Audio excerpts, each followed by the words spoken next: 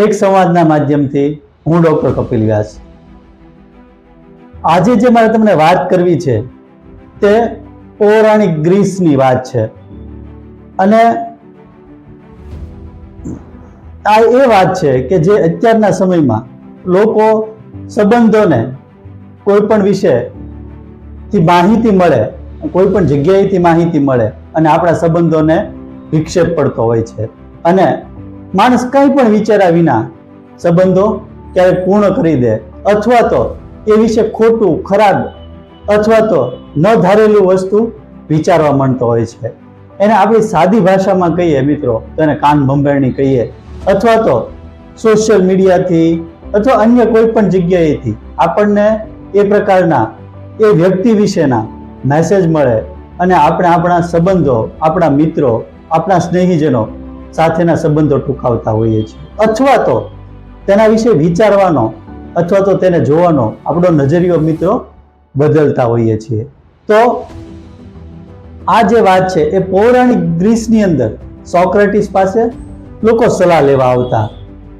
એક દિવસ કોઈ માણસ આવ્યો અને બોલ્યો, તમારા ભાઈબંધની કોઈક વાત સાંભળવા મળી છે, કહું? એમ કરીને સોક્રેટિસને પ્રશ્ન પૂછ્યો. સોક્રેટિસે વિચારીને કહ્યું, હું તને સાંભળું તે પહેલા તને 3 ગરણીએ ગાળીશ. 3 ગરણીએ? માણસે સામે પૂછ્યું. હા, સોક્રેટિસે આગળ ચલાવ્યું. પહેલી ગરણી એટલે સચ્ચાઈ. તે જે સાંભળ્યું છે તેની સચ્ચાઈ તે ચકાસી છે? એવો પ્રશ્ન પૂછ્યો સોક્રેટિસે. ના, પેલા માણસે જવાબ આપ્યો, ના, મેં તો ખાલી સાંભળ્યું છે. બહુ સરસ. તો એ સાચું છે કે નહીં તેની તને ખબર નથી. બીજી ગરણી એ છે ભલાઈની. તું મને મારા ભાઈબંધ વિશે જે પણ કહેવા માંગે છે તે વાત કેટલી ઉત્તમ છે. ના ના, વાત તો ખરાબ છે. આવું માણસે નકારમાં જવાબ આપ્યો. એટલે તું મને એક એવી ખરાબ વાત કહેવા માંગે છે કે જે સાચી છે કે નહીં એની ખબર નથી, બરાબર? અને પછી ત્રીજી ગરણી આપણે વાત કરીએ તો એ ગરણી છે ઉપયોગિતાની. તું મને જે કહેવા માંગે છે તે મારા માટે ઉપયોગી છે? સામો સોક્રેટિસે પ્રશ્ન પૂછ્યો. ના, એવું કશું તો નથી, માણસે વળતો જવાબ આપ્યો. એટલે સોક્રેટિસે કહ્યું, તું જે કહેવા માંગે છે એ ન તો સાચું છે, ન તો એ સારું છે, ઓર ન તો એ કામનું છે.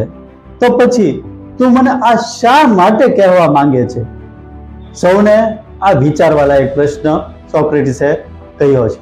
અને આપણે સૌને માટે આ બહુ અગત્યની વાત છે કે જ્યારે કોઈ માણસ આપણને કહે ત્યારે આ રીતે 3 ગરણીથી ગાળી અને એનું એટલે કે સામેવાળાનું, કહેવાવાળાનું મોઢું નીચું કરાવવાની ક્ષમતા આપણે કેળવવી જોઈએ.